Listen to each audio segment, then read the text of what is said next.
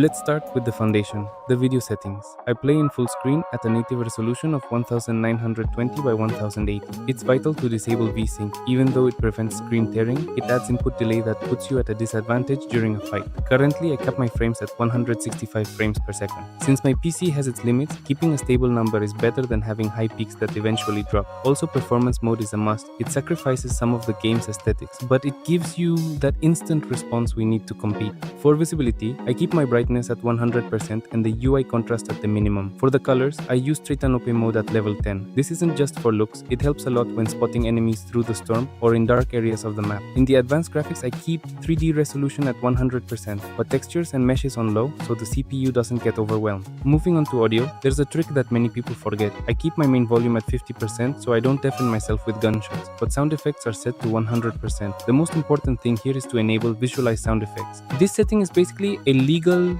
radar. It lets you see the exact direction of footsteps, chests, and shots even before you hear them. If you're playing competitively, you cannot have this turned off. In the game settings, my preferred region is NA Central, as that's where I get the most stable ping from my location. For movement, auto sprint is essential to free up a button on your controller. I also enable auto open doors. Trust me, this will save your life when you mess up an edit in the middle of a fight and don't want to get stuck. For combat, I use hold to swap pickup. This allows you to organize your inventory much faster without having to open the menu. In my preferred slots, I always carry the shotgun in the first slot. That way, when you press your combat button, it's the first thing in your hand. I divide the following spaces between an SMG or AR, heals, and of course utility items like the grappler or shockwaves. This is where the mechanical magic happens. Turbo building must always be on. However, to edit faster, I use auto-confirm edits set to both. This means that whether you're editing or resetting a piece, the action confirms as soon as you release the button, removing an extra step and making your triple edits consistent. Also, make sure to disable replays. Recording your matches in the background consumes a lot of your system resources and creates unnecessary delay. If you want to boost your performance, this is the very first option you should turn off. Now, for the part everyone wants to copy, the sensitivity. For building, I use a 1.6 multiplier, and for editing, a 1.7. It's a slightly low sensitivity, but this is what gives me total control, making sure I don't miss a single edit by overflicking the camera. For my look speed, I run 43% for both horizontal and vertical. I don't use any boosts. Boosts make your camera acceleration inconsistent, and what we're looking for is pure muscle memory. For my ADS look horizontal and vertical speed, I use 7%. It's very balanced and allows for the best aim possible. Again, boosts are disabled here since they don't really help much. For scope speed multiplier, I use 70%, which is also very balanced to maintain top tier accuracy. My input curve is set to linear. It's the best for building mechanics and fast editing.